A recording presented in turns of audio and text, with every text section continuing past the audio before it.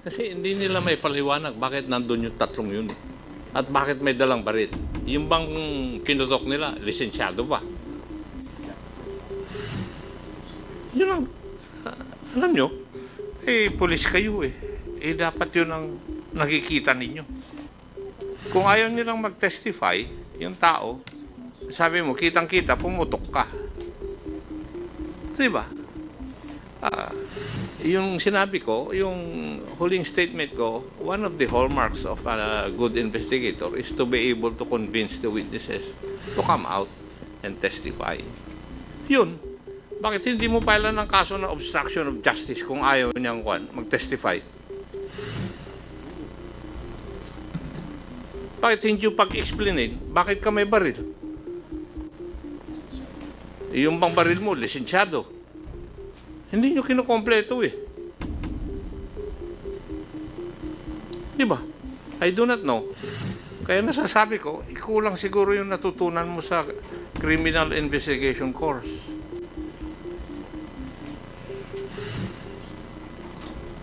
Tanong ko, did you doon po sa privilege speech saka resolution ni SDS, nakalagay dito, he also referred to speculations about the killings being connected to illegal activities, political rivalries, and upcoming elections. In the case of Barangay Captain Mel, ano ang nakikita niyo motibo? Just like the question asked by the Honorable Barbers a while ago.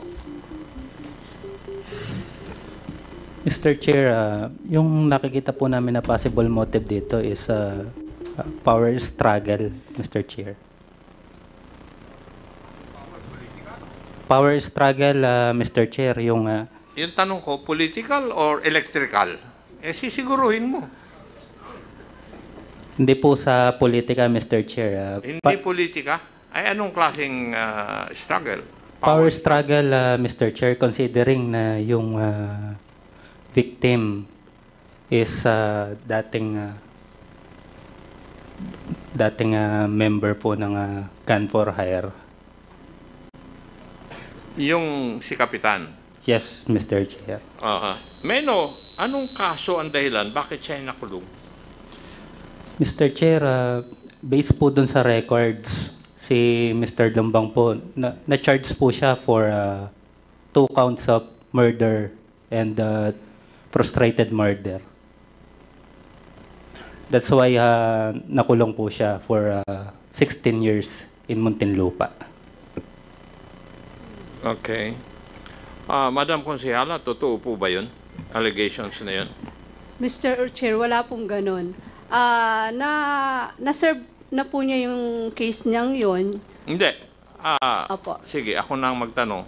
Opo.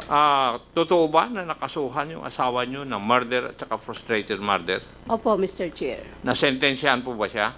Opo. O di totoo yung sinabi ng ating investigador? Pero hindi po siya gun for hire na sinasabi po niya, Mr. Chair. Ano ang basehan mo, Iho? Bakit mo sinabi na gun for hire yung nasirang kapitan?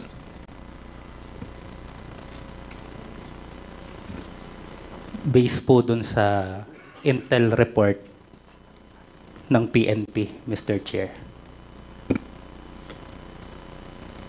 Intel report. Okay. Sige. So, ano po, pwede bang ipaliwanag nyo sa amin? Ano yung sinasabi po nyong power struggle? Sino po ang kalaban ni Kapitan dito sa ano sinasabi nyo ng power struggle?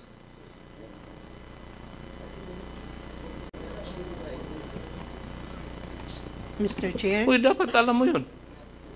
Mr. Chair? Mr. Chair? Sandali Go lang ahead. po. Nagtatanong pa po ako eh. Wait, Hindi pa sumasagot yung tinatanong ko eh. Chairman Akop, you have the floor. Sorry po. Ano yung sagot mo ron, Iho? Paliwanag nyo nga sa amin dito, yung ano yung klase ng power struggle? Based po dun sa background details po ng victim, Siya po ay miyembro ng Gun for Hire. And So, yung mga kasamahan po niya is parang nagkaroon po ng konting tension sa kanila dahil po nagkahiwa-hiwalay. Then yun po, parang naging labanan po sa pwestuhan ng nangyari kung sino yung magiging pinaka... magaling? Parang ganun po, Mr. Chair. Oh, napanood ko na sa sine yan. Ilang sine na napanood ko yan tungkol sa mga hidwaan ng mga assassins. Di ba? Ganun po yung teorya ninyo. Yan po yung nakikita namin sa investigation po namin. And based po dun sa mga report po. Yes. Thank you. Ano po yung gustong magsalita yung baba? Yes, Konsehala, now you are recognized, please. Opo, sorry po kanina. Mr. Chair, ang naging ano po ni Mel dito sa naging resulta po ng pagkamatay niya, politika po, Mr. Chair. Dahil siya po ay nakaano pong hahabol ng Vice Mayor po, Mr. Chair. Dahil nalaman po nila na hahabol siya ng Vice Mayor, mula nung nakaano po siya nabalitaan po nila at pinahayag po niya na hahabol siya ng Vice Mayor. Ganun po yung ginawa nila, Mr. Chair. Sino naman po, madam, yung mga kalaban niya sa Vice Mayor? Nung panahon po na yon, wala pa naman pong nakabalitang hahabol, Mr. Chair, na ibang ibang grupo. Pero siya po nahayag na po niya, nahahabol po siya na mayor. Sino yung incumbent Vice Mayor no? Yung pong amin pong dating Vice Mayor Bon Alejandrino po, yun po namatay, Mr. Chair. So, hindi naman po siya siguro ang... Hindi po. Paano po yun sa siguro na hindi siya? Kasi sigurado po yung sagot po nyo. Hindi po. Hindi po siya, Mr. Chair. Hindi po. Opo, hindi po yung namatay na Mayor Bon Alejandrino, Mr. Chair. Sino po kaya? Kasi Vice Mayor, yung position na yon, di siyempre yung nakaupo na Vice Mayor dapat ang una natin tignan, di po ba? Hindi po. Ha? Hindi po, Mr. Chair. Hindi po. Eh, sino kaya? Sino kaya masasaktan kung yung asawa po ninyo ay mag-aambisyon na maging Vice Mayor? Meron po ba kayo alam? You want to answer? Sorry, Mr. Chair. You want to answer it? No, Mr. Chair. Ayaw mo. Ayaw daw, Chairman ako. Kasi natatakot. Sigurado. You want sa executive session? Mamaya na lang. You want sa executive session? Sino ang mayor ninyo ngayon? Chairman ako, may gusto atang ano? Anong sasabihin mo? Konsehala Lumbang? Hindi ko po siya masasagot, Mr. Chair. But, Yung sinasabi niyo pong executive session, okay po. sige, mamaya mag-decide po tayo. Chairman ako, go ahead. Sino po ang mayor ngayon ng inyong lugar? Si Mayora Madir Alejandrino po, Mr. Chair. Mayora Maria Lourdes Alejandrino po. Maria Lourdes Alejandrino. Ito po ba si Mayor Alejandrino, nakalaban ng mayor ng asawa po ninyo noong 2004? Hindi po. Si Mayor Bon po. Okay. Sige. Now, PNP, did you ever conduct a complete background investigation dito po sa nasirang kapitan?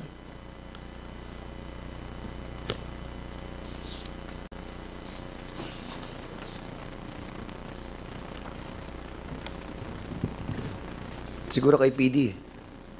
Yes, Your Honor, Mr. Chair. When we conducted an investigation with regards to... Remember, CBI yung tinanong ko Yes. Complete background investigation.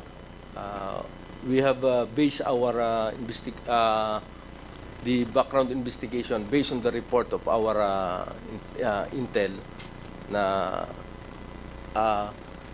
dito po sa Arayat, Your Honor, Mr. Chair. Meron po sila dati, dito na yung tinatawag po nilang HMB or Yes. Mapagpalayang Bayan. Just like what I discussed to you when we have an executive session, Your Honor, Mr. Chair.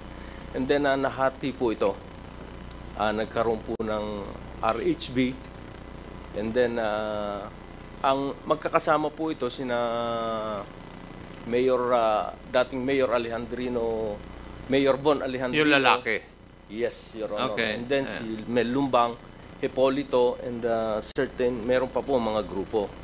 And then po, based dun po sa HMB, nagkaroon po yan ng RHB, and then Arayat, revolusyonaryong hukbo ng Arayat, guerrilla ng, yun sir. Doon po sir sa HMB, sa revolusyonaryong guerrilla ng Arayat, ang nagsama po doon is based on sa intel report po namin na Your Honor, Mr. Chair, si Bon Alejandrino and Hipolito, and doon naman po sa allegedly grupo ng Pintados na andun naman po si Mel Lumbang. So, based doon po nagsimula yung dating awayan nila.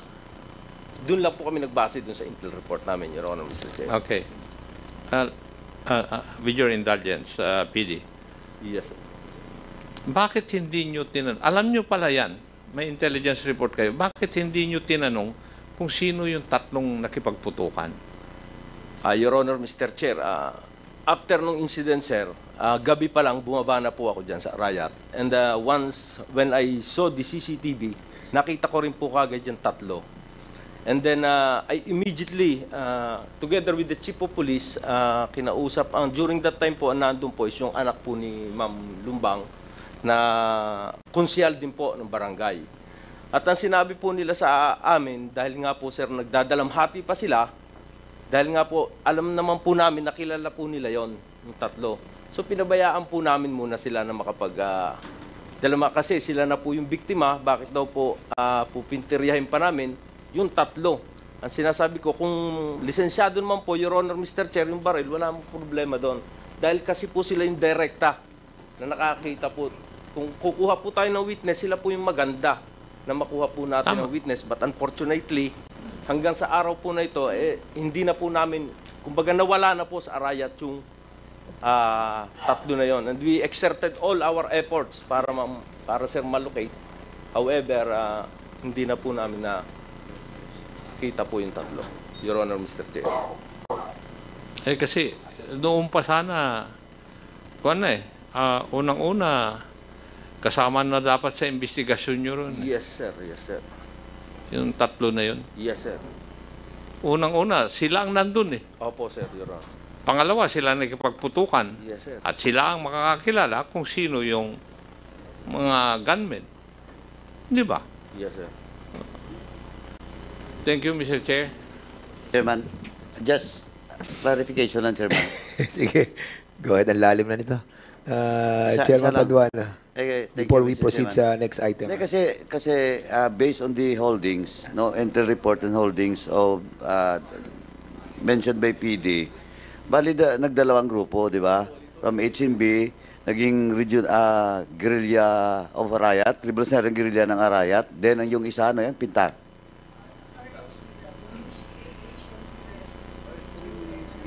Yeah. Hindi, so, ito. Okay. So, yung Melumbang is with the RGA. Si Melumbang. Tama. Sila, former mayor, the late mayor, di ba, ano na yung si Alejandrino? Asawa, Mayor. Asawa niya mayor, di ba? Pero former mayor din siya, di ba? Okay. Now, ang kasama niya si Hipolito. Tama. Doon sila sa anong grupo? Ukbo. RHB? RHB. HMB, sir. HMB. Hindi, kasi originally HMB. Yes, sir. Humati. Yes, sir. Diba? Yung grupo nila Lumbang nag-RGA. Yes, sir. Okay. Sila, ang HMB na natili. Ano, sir? Yes, sir. Yes, sir. Okay, nanatili. So, ang kasama ni former Mayor Alejandrino, itong Hipolito. Yes, sir. Yes, sir. Okay, now, tanong. Kasi, ay 2 months after, almost exactly 2 months after, namatay yung Hipolito, Federico Hipolito na councilor Councilor, sir. ng Arayat. Yes, sir. Tama? Yes, Your Honor. Now, tanong, ito bang Federico Hipolito, itong Hipolito that you mentioned, Yes, Your Honor. nakasama? Yes, Your Honor, Mr. Chair. Nakasama ng former mayor doon sa HMB Yes, na Your original. Honor, Mr. Chair. Okay. So, Mr. Chairman, tingnan mo yung si Lumbang, Kapitan Melumbang, namatay noong August 11 na nag-split o humati doon kay HMB. Ang naiwan sa HMB si Alejandrino at saka si Hipolito. Now, August 11, namatay si Lumbang. Kung ang motive, kung ang isang established na motive is not politics, it's all about power struggle. Hindi electric power, power struggle, hindi rin political struggle. Struggle within sa group na yon. Okay, now, tingnan mo ang pattern, kung ang namatay na Hipolito is the same Hipolito na na-mention ni PD na may dossier sila na HMB also with former Mayor Alejandrino, o di gantihan, pwedeng i-establish natin nagkagantihan. Pwede ba, Yes, Your PD? Honor. Yes, Your Honor, Mr. Chair. But makikita po natin, considering na sila po, yung mga grupo, is pumasok na po sa politika. That is why, kaya po nakikita natin, pag may nangyari na insidente, is politics po kagad. Pero, pag titignan po natin yung ugat po, Your Honor, Mr. Chair, makikita po natin. Pero pwede rin, PD, na hindi, wag natin i-dichotomize. Di ba? Pwede rin na, Yes, sir. di ba, it started with We their are not group. discounting, sir, the Di ba? possibility of... It started with their group, but later, magkaiba sila sa politika, di ba? Opo, sir. Opo, sir. Di ba? Tama? Yes, sir. Yes, sir. Pwede rin na ng grupo is not anymore existing. Yung mga allegedly, as alleged, gun for hire, etc., etc., na pwede rin na yung mga armed elements na nandun is for their own protection, either illegally acquired yung baril or legally acquired. Di ba? But for their own protection, not anymore with regards to the problem within the group at the time, na gun for hire, but because of politics na. Pwede rin, di ba? Magkaiba sila sa politika eh. Etong Hipolito, kalyado to ng mga Alejandrino. Until now. Before his death. Oh, pwede rin, di ba? Pwede rin na nagsimula doon sa grupo-grupo, now, politika na. No? PD, pwede rin, di ba? Oh, anyway, RD, you have a lot to do. Ang maganda dyan, si SB member Hipolito, we invited them as well. Andito rin po sila, di ba? Andito ba si SB member Hipolito? Hindi, yung kapitan pala. Yung kapitan. Si Kapitan Trinidad. Andito yung Kapitan Trinidad ng Batasan sa Arayat. Asan? Ayan, Kapitan. Siguro, maganda pakinggan din po natin siya. May alam siya tungkol doon sa pinatay na konsehal ng Arayat na si Konsehal Hipolito. Sige, i-segue na po natin. Kapitan Trinidad, of Arayat, Batasan, recognize na po kayo. Ano nangyari po dyan sa kamay nyo? Magandang hapon po, Mr. Chair. Yes. Ako po si Kapitan Julito B. Trinidad ng Barangay Batasan, Arayat. Nangyari po itong kami ay mag-a-attend po ng medical mission sa isang barangay sa Telepayong.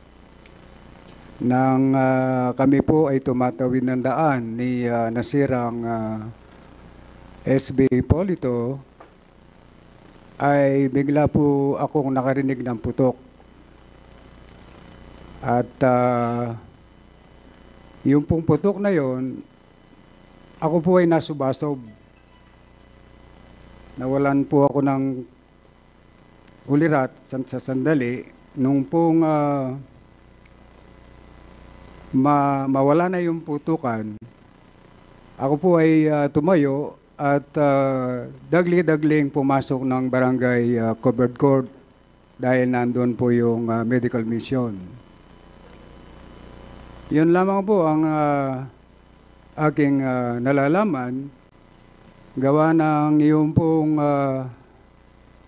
narinig kong putok ay nanggagaling po sa aming likuran. Your Honors. So, yung... Ano yan? Tama ng bala? Yung pong unang putok, if I can remember, 3 putok po, tinamaan na ako. Hindi ko po naramdaman, pero nung nakita ko na po yung dugong lumalabas at yung mahapdi na ang kamay ko, doon ko lamang po talaga nalaman na ako tinamaan ng sabihin nating balang ligaw. Anong nalalaman po ninyo sa pagkamatay ni Konsehal Hipolito? Sa kanyang mga kaaway, sa mga nadinig nyo po dito ngayon? Wala po akong nalalaman. At yung pong kaninang nadinig nyo na si Hipolito at saka si Mayor Alejandrino ay magkasama doon po sa HMB? Hindi ko po masasagot yan dahil sa katotohanan po, ako'y 40 years na nagtrabaho sa abroad. Matagal po akong nawala sa amin. At nitong 2021, umuwi ako at humabol po ako ng SB ng Bayan 2022. So sa mga kasamahan ko po ngayon, wala po akong alam na personal background sa kanila. Kahit kay nasirang Kambal Hipolito. Okay.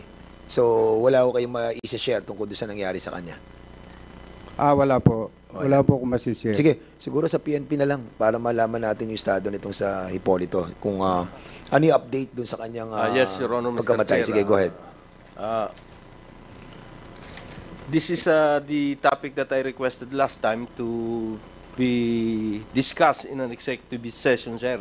But however, magpipidback lang po ako dito na yung pinresent ko po sa inyo last executive session, may naaresto na po tayong isa.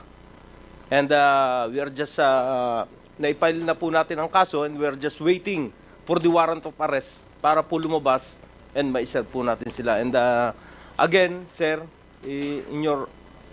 kung pwede po ulit kami na mapagbigyan po sa executive session para po madiscuss ko po lahat yung, kasi po may nahuli na po tayo and ongoing po. Yeah, oo. Actually, ito nga, na binabasa ko yung Opo, sir. report nyo tungkol dito kay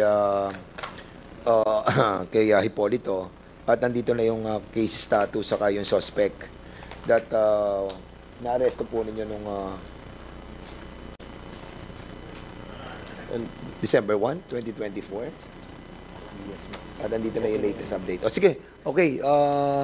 So, any Chairman. questions, PD. Congressman Paduan? Okay, Your Honor, Mr. Chair. Anyway, nag-request ka ng executive session for a follow-up no update. Yes, no? sir. Opo, sir. Ganito lang pong tanong ko.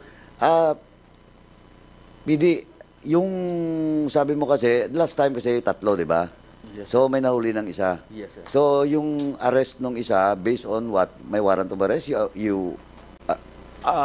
Follow up, sir, na ano sir di ba sir nung nag-ano tayo ng executive session, dire-diretso po sir yung follow up namin.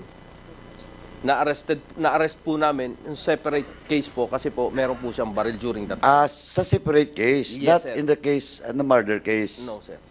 Kaya nga nagtataka lang ako eh. Opo, sir. Kasi kung nakapagpalabas kayo ng warrant of arrest, in short, may witness na kayo. Wala pa po sir. Oo. We are just waiting. Kasi ang pagkaintindi ko, kaya naging persons of interest yung 3 is not based on the witnesses. It Yes, was sir. based on the continuous na investigation CCTV. being conducted by the Yeah, at saka Police through the Officer. CCTV, di Yes, ba? Your Honor, Mr. Chair. Okay. So he was apprehended because of illegal Separate possession. case- Yes, Your Honor, Mr. Illegal Chair. possession of firearms. Yes, sir. Ano yun? Warrant or in his possession? In his possession, sir. Eto, Yes, yung pagkahuli sir. niya. Yes, sir. So walang warrant pala. Wala pa, sir. We Okay. are just waiting, sir. Hindi, ang pagkahuli niya, because you cannot detain after 48 hours, di ba? Opo, sir. So, ang detention niya is all about violation of possession of firearms. 10591. Okay. Possession of- Sige, at least malinaw. Yes, sir. Okay. Now, si Kapitan Barangay Captain Trinidad po. Yes po, Your Honor. So, nung binaril si Councilor Hipolito, gaano kalayo? Saan ka banda?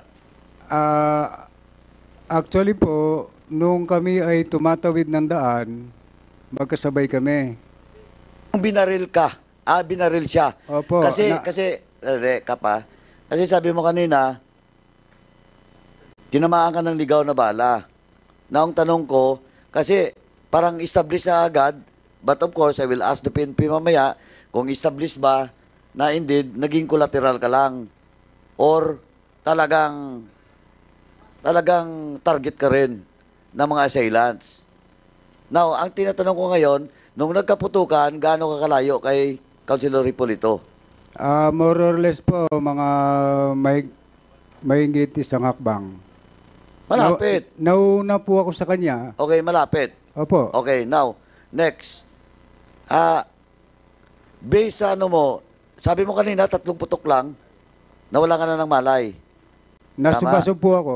Sorry? Nasubasog po ako. Oo, dahil tsaka sa nawala ka ng pagtama malay. Opo. Okay. Now, saan ka tinamaan? Dito po sa may kamay. Sa kamay. Okay. So, based sa ano mo, ilan ba yung nagpaputok? Yung pong narinig kong putok, marami po. Pero ilang tao? Ilan? Hindi ko po alam dahil ang dinig ko po sa putukan na nanggagaling ay nasa likuran ko. Likuran namin. Okay. Now, PD, based on the investigation, ilang putok bang... Your Honor, Mr. Chair, based on the CCTV, makikita po natin doon, sir, na isa lang po, sir, yung pumuputok. So yung actual incident of the crime, may CCTV tayo. Meron po, sir. Isa lang pumuputok. Isa lang po, sir. Mga ilang putok ang... Ano yung short firearms? Caliber 45, Your Honor, 45. Mr. Chair. Five shots, Your 5 Honor. shots. So na-recover yung slugs. Yes, Your Honor, Mr. Chair. Okay. So, PD, anyway, nakita mo ba, Kap, yung CCTV na sinasabi ni PD? Wala. Nakita mo ba? Nakita ko po yung CCTV noong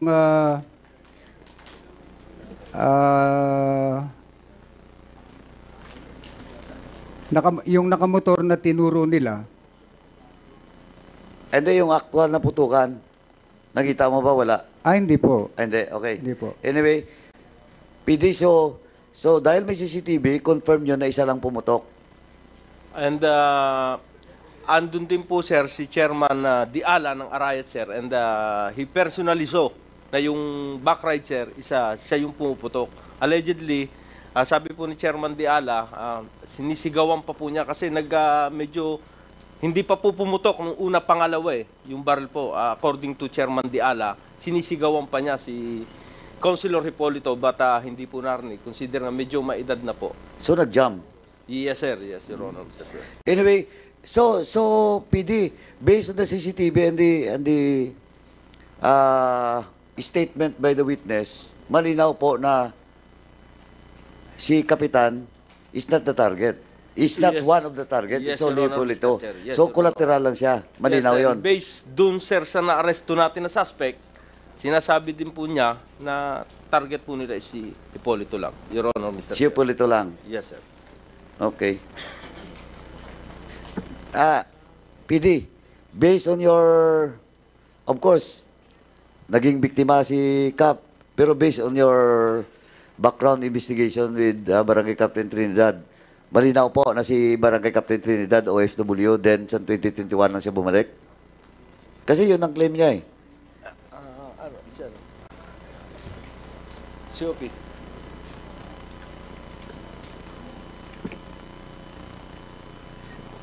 Yes, Your Honor, Mr. Chair. So establish rin that he is not part of the original HMB at Yes, saka Your Honor, yung Mr. Chair. pagate. Apo. Wala siya. Wala, sir. Okay. Sige, thank you, Kap, ha? Thank you, Kap. Thank you, Yes, Your sir. Honor. Mr. Chair. Thank you po. Chairman, thank you. Okay, before I recognize Congressman Acop, the chair would like to acknowledge the presence of Mayor Garbo of Balacat, Pampanga. Sir, you Yes, are recognized. Mr. Chairman, thank you po. You are acknowledged. I'm very, very sorry po. No problem. Okay, thank you for coming over. Okay. Sige. Chairman. Hindi, kay Mayor muna kasi dumating siya. Ako kanina nag... Will you yield? Chairman, Isa ano lang muna? naman ang tanong Chairman ko eh. Acop, go Eh, ahead. for Mayor Garbala kasi Garbo lang kasi dumating na siya. Andali. Hindi, Isa lang ang tanong ko doon. Sige, Congressman Acop, please. Pili, sabi mo may Yes. naresto na kayo, di ba? Yes, Your Honor, Mr. Chair. And it is positive na siya Yes, Your ang Honor. bumaril kay... Ano, Your Honor, Mr. Chair? He is the driver of the motorcycle. So, hindi siya yung gunman. No, Your Honor, Mr. Chair. And you arrested the guy because of illegal possession of firearm. Yes, Your Honor, Mr. Chair. 1005, RA 10591. 591. Yes. So, hindi siya yung gunman. Yes, Your Now, Honor, Mr. Chair. In your interrogation of the arrested person, itinuro na ba niya yung tao?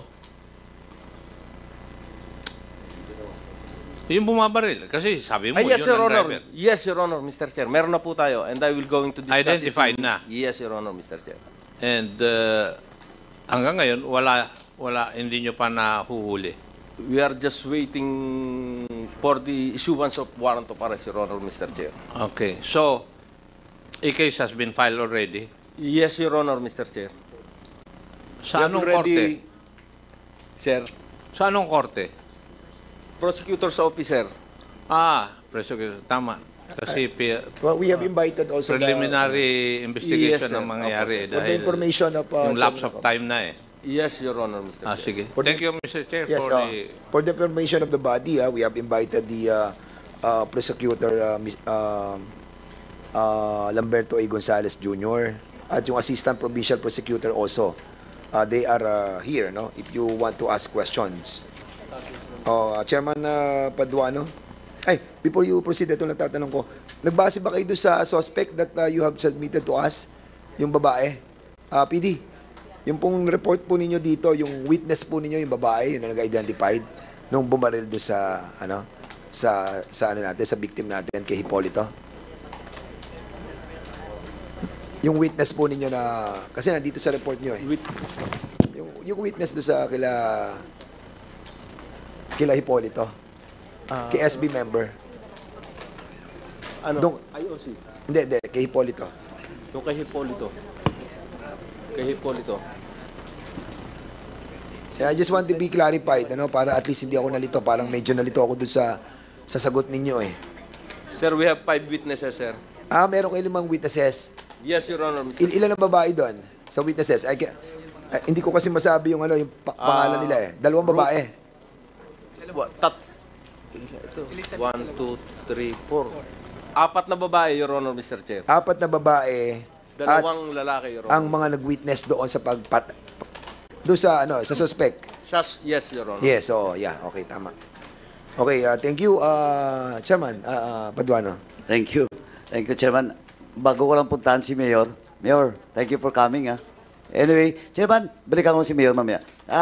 PD, so, dahil may nahuli na kayo and he admitted that he was involved in the killing of Councilor Hipolito, initially, ano ba yung sinabi niyang established na motibo? Initially, Your Honor, Mr. Chair, siya po at yung gunman is kumuha rin lang po, sir, ng order doon pa po sa pinaka-leader ng grupo nila, Your Honor, Mr. Chair. And if we have arrested the leader of the group, sir, doon po natin, sir, may establish yung totoong... Yung leader na you're talking about, that leader that you're talking about is the third man. Yes, Your Honor, Mr. The third man. Yes, Your Honor. Okay, na of course, wala pang warrant, at large pa. Yes, Your Honor. So, they were, ang statement ngayon ng isa na nasa posesyon ng police is that they were just hired Yes, Your Honor. by the The third man. Leader, yes. Okay. Sir Joe. So, hindi nila alam yung motibo talaga. Hindi po sinabi sa kanila, Mr. So, may background, may holdings din kayo sa dalawa? Meron din po, Your Honor, Mr. Chair. So, hindi ba sila involved doon sa allegedly, as you allege, gun for hire na group? Hipolito group naman. Hindi pa natin ma-establish, Your Honor, Mr. Pero taga saan sila? Taga Pampanga din? Hindi po taga Region 3, Your Honor, Mr. Ah, hindi taga Region 3, hindi taga Pampanga. Meron pong taga Pangasinan, meron pong Okay. taga... Anyway, Batangas, kindly check meron na lang po po para Zamboanga. mas ma-establish natin ang motive talaga, di ba? Yes po. Kasi pwede naman na ma-check nyo naman yan, di ba? Pati yung third man kayo, may pangalan na kayo, ma-check nyo yung may holdings. Sigurado may holdings kayo. Is she really an original member of the group? Of the HMB or RGA, whatever? Yes, sir. Diba? Sabihin ko po sa inyo, sir, during executive session. Okay, anyway, thank you, PD.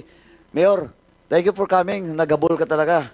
And then, Mayor, protocolan yun, procedure lang, because we want to make everybody to be fair. Thank you po, opo. Because most of the invited resource persons take their time to attend now, and supposedly, just heads up lang, Mayor, supposedly in the next hearing or previous hearing, or next hearing, whatever committee will be invited, if ever he will not be present, please submit to the committee yung excuse letter niyo po. Yes po. Thank you. Thank you now, po, with sir. that, Mr. Chairman, because the presence now of Mayor Garbo is now in the committee, may I respectfully move to withdraw my motion with regards to an issuance of show cause order for Mayor Garbo. So move, Mr. Chairman. Okay, so there's a motion to withdraw the order a while ago to issue a show cause order to Mayor Garbo of Mabalacat. Any second the motion, since he's here already? Second the motion, any objection? Hearing none, the said motion is now approved. Okay, punta muna tayo sa prosecutor para ma-excuse na po natin sila. Siguro, Provincial Prosecutor of Pampanga, si Mr. Lamberto A. Gonzales Jr. Siguro update na lang po dun sa mga cases that was mentioned by SDS Gonzales. Can you kindly give us an update on all those cases? Good afternoon, Mr. Chairman, Your Honors. I prepared the preliminary statement and summary of events leading to the invitation being sent to this representation, if I may, Your Honors. Yeah, go ahead, sir. Thank you po. Go ahead. Thank you, Your Honor. Last week, I received a text message from Judge Brionel Dunuan, and she requested for a meeting with me. And in fact, we had a meeting last Monday around 10:30 p.m. She went to my office. And during our meeting, we both agreed that the probability why she received an invitation from this honorable committee was due to a resolution that she issued 2 years ago involving the case for murder entitled Police Officer Cesar Dalay versus the suspect Rene De Juan alias Jason Alvarez.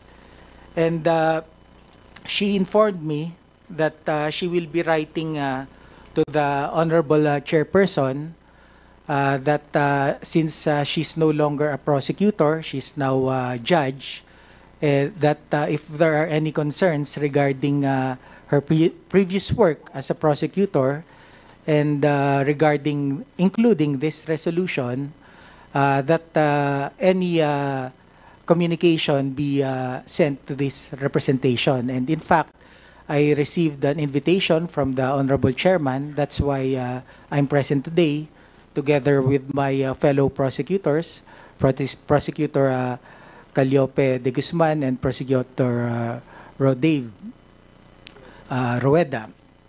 So I'll start first with the case for murder entitled Police Officer Cesar Dalay versus Rene De Juan alias Jason Alvarez, which involves the murder of Kapitan Alvin C. Mendoza. I believe this was among the unresolved killings that was mentioned by the Honorable Senior Deputy Speaker Aurelio Dong Gonzales Jr. in his privileged speech. So I would like to give a short background leading to the recommendation of Judge Dunuan, formerly a prosecutor, her recommendation to dismiss this murder complaint. Police Officer Dalay was able to present a witness. His name is Jimmy Velasco. And according to his statement, his employment or job is delivery man for canned goods. And the incident happened last April 30, 2022, and around 6 o'clock in the morning, according to this witness, Jimmy Velasco, he was having breakfast at sa isang gotohan located at Barangay Alasas, San Fernando, Pampanga. And according to him, while he was having breakfast, he saw a man walking from the gotohan to a nearby store, and who later on wore his helmet and boarded his motorcycle, and another man boarded the motorcycle, and then they left. And according to this witness, after having breakfast, he delivered the canned goods, and after delivering the canned goods, nag-check daw siya ng Facebook niya. And when he checked the Facebook, nakita niya yung video footage ng pagbarel kay Kapitan Mendoza. And in the same Facebook post, nakita daw niya yung mga photographs ng suspect. Yung mga suspects that were posted by the Pampanga Provincial Police Office. So based on that, sinabi niya na mukhang itong isang suspect na pinost sa Facebook ng PPPO, mukhang ito yung nakita ko na nakatayo dun sa gotohan nung nagbe-breakfast ako. So basically, yun yung statement niya na sinasabi niya na in-identify niya yung suspect through the photos posted dun sa Facebook. So ngayon, nung nire-resolve na ni Judge Dunuan yung kaso na to, although that time hindi pa siya judge, as prosecutor, pinuntahan niya ako. Tapos sabi niya, Chief, may problema tong case na to kasi lumalabas na parang na-lead itong witness na ito yung suspect. And in fact, in the case of People versus Nunez, the Supreme Court ruled na, and I quote, such manner of identification cannot pass the rules of out-of-court identification of photographs as laid down in the said decision of entitled People versus Nunez. Sabi ni Judge Dunuan, formerly prosecutor chief, kasi mukhang nalilid siya, and according to the Supreme Court, that is considered as suggestive identification, which is not reliable and could result, and usually it results to the acquittal. And also during that time, this was 2 years ago, nagkakaroon naman po kami ng regular quarterly meetings, kami pong mga prosecutors. Tapos we discuss yung mga concerns or if there are any problems sa office namin. Nasama po dun sa concern namin yung mga tinatawag nga na suggestive identification. May isa kaming assistant prosecutor during that quarterly meeting, sinabi din sa akin na, Chief, one time nakausap ko yung judge ko sa RTC, and napag-usapan namin yung academic discussion lang regarding suggestive identification, and sinabi po sa akin ni judge na kung ganyan yung identification ng witness, malaki yung probability na i-acquit daw ng judge yung accused. Kaya sabi nung assistant prosecutor, baka pwedeng chief maging policy natin na kung yun lang ang available evidence, i-dismiss muna natin yung kaso, and then we direct the police officer to gather more evidence. So yun nga po nangyari, citing this People versus Nunez, plus the fact na nahihirapan po kaming makakuha ng conviction kung nagiging basis ng acquittal ng accused, yung People versus Nunez regarding suggestive identification. So, nangyari nga po, nag-recommend si Prosecutor Dunuan sa akin, sa resolution niya, in-approve ko naman. And then, according to her, in-inform naman niya si Police Officer Dalay na mag-gather pa ng additional evidence other than itong witness na to para mas malakas yung masigurado tayo na pag na-file sa husgado, makakakuha tayo ng conviction. And then, just recently po, there's a positive development. Nag-refile na po si Police Officer Dalay, if I'm not mistaken, Wednesday, last week, more or less. Nag-refile and nakakuha na siya ng another witness, which when we reviewed the records, would show na yung identification po niya nung suspect respondent, hindi na po siya considered as suggestive identification. So we do believe that we have stronger evidence right now, but nonetheless, so as not to prejudge the resolution of the case, kasi po, newly refiled to afford the suspect, respondent, his right to due process. Nakaschedule na po kaming magsubpoena kasi kaka-refile lang po. And bibigyan naman po namin ng pagkakataon na sumagot, mag-submit ng counter affidavit itong suspect, respondent. And after pong magkasagutan at ma-resolve namin, assuming po na may file na po sa husgado, we believe na we have stronger evidence right now. So ngayon po, kung titingnan, it would appear that there's a bit of a problem involving the law enforcers and the prosecution.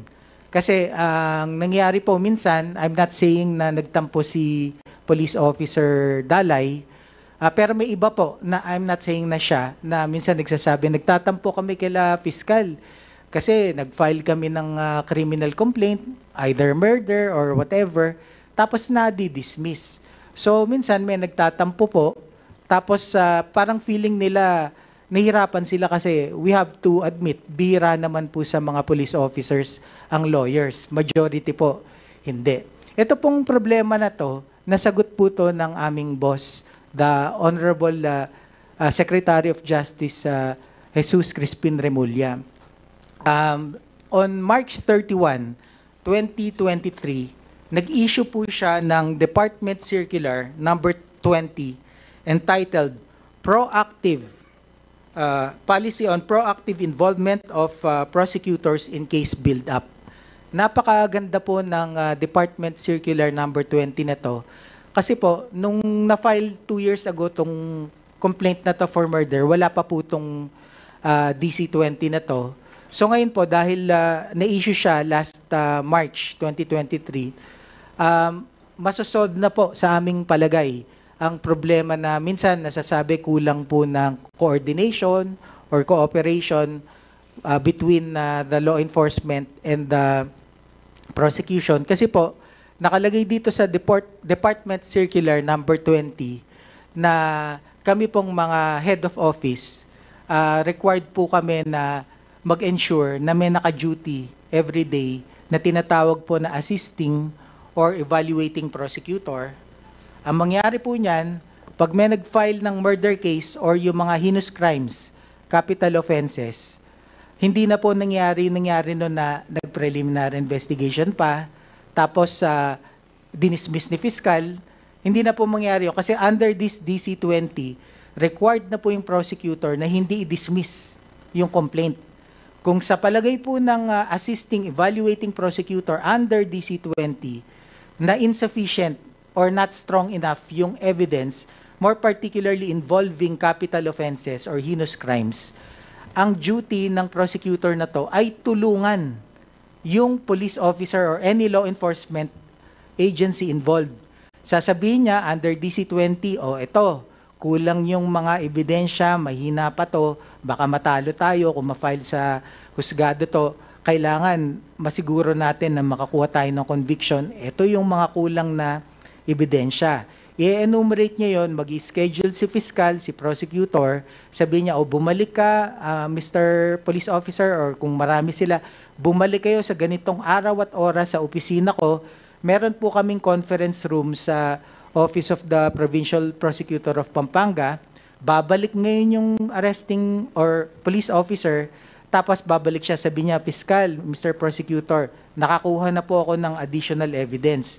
Pag sinabi ni Mr. Prosecutor na medyo kulang pa, dagdagan mo, mag-i-schedule uli. Pag sinabi na, yan, okay, kumpleto, malakas na, under DC-20, ire-recommend na ni Assisting Evaluating Prosecutor sa Chief Prosecutor, bali sa Pampanga, ako po yon, ire-recommend sa akin na Chief Provincial Prosecutor. Sa palagay ko po, malakas na yung kaso, kumpleto na, ipadakit na po natin. Fiscal, under the DC number 20, merong time element yung mga kapulisan at yung ating assisting prosecutor. Meron po, Mr. Chairman. Kung di ako nagkamali, nakalagay reasonable period. Ang ginagawa po namin, usually, 10 days or 2 weeks muna. Okay. Tapos pag... Subject to extension. Pwede po. Actually, wala naman pong limit yung extension. Okay. Kasi nakita ko yung decision din yun, no, sa dismissal nung kay Mr. Jimmy Velasco. Pag nakita mo talaga na in-identify lang niya through Facebook at nakita niya yung mukha doon at yun ang ginamit ng ating complainant as nominal complainant, si Dalay.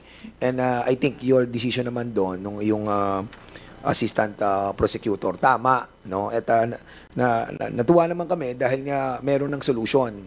Ito nga kasi yung aming itatanong kasi nga medyo this being construed na kapag dinidismiss ng prosecutor, it's either na nakausap, nalagayan, ganyan ang mga perception dahil nga sa kakulangan ng ebidensya. Now, nagsisink in na o kaya nag-aalay na yung ating mga kapulisan at ang ating pong mga prosecutor. So, good news din yan, siguro, yung tungkol sa kay Alvin Mendoza, since nagkaroon ng refiling, so, nagki-case build up ang assisting prosecutor at yung ating nominal complainant. Siguro, Yes, Mr. punta na lang kami doon sa isa na kaso nung tungkol kay Barangay Captain Hipolito. Kasi medyo tumagal dyan sa piskal I think ilang inabot ba ito na ilang buwan? If I'm not so sure how long it took, pero yung latest po kasi na update na ibinigay sa akin ni Prosecutor Maida Ursua, recently na file yung case dun sa suspects involving Councilor Hipolito. Can you check the date? Kailan ito? Ito.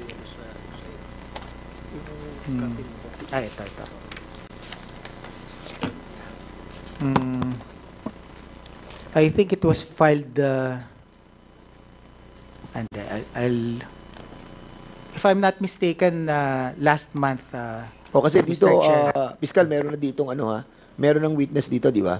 Yes, Mr. Chair. Identified, Actually, yung... So what, yes, Mr. Chair.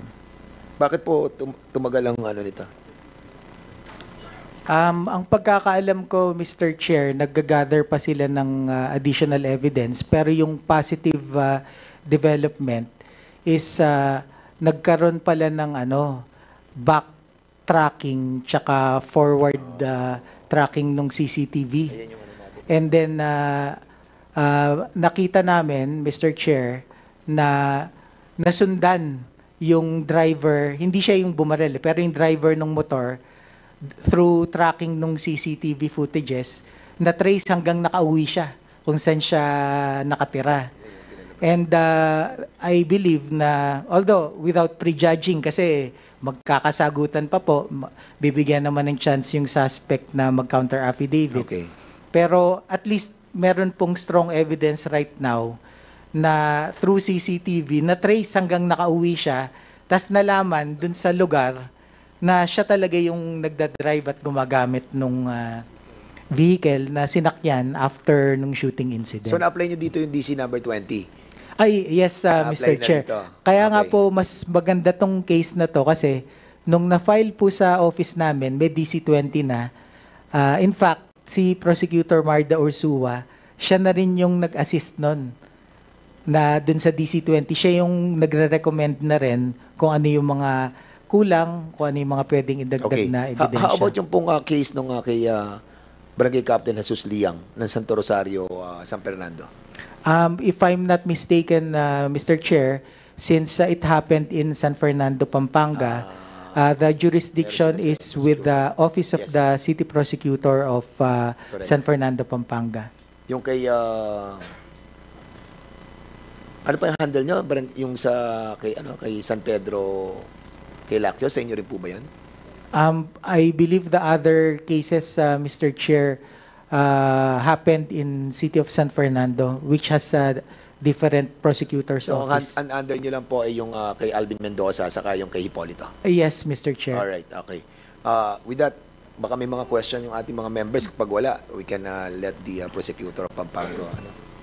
Kung wala na po. Chairman? Ikaw, meron ba?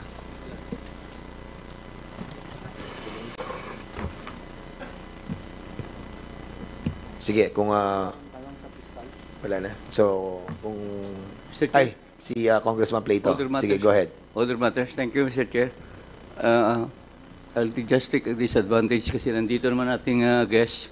We're newly... Congressman Plato, other matters, mamaya pa po yan, ha? Okay. Kala ko ngayon. Ito po ngayon na. Hindi, baka pwede mo. Mamaya na muna. Okay, okay lang. So, siguro, thank you so much sa ating pong provincial prosecutor saka sa ating pong... Our pleasure, Mr. Opo, Chair, at, and we thank the Senior Deputy Speaker for his dedication to preserving public order and safety. Thank you very much Thank po. you so much. At maliwanag na po yung magkakaroon na po ng ugnayan, yung ating pong mga assisting prosecutor na naka-assign po sa ating pong mga offices. Alam na po ba ito ng PNP? Alam na siguro ng PNP to, no? Yes Alright. po, nagpapa-seminar po kami dyan. Okay, sige. Salamat po. So we'll be proceeding. Ano ba?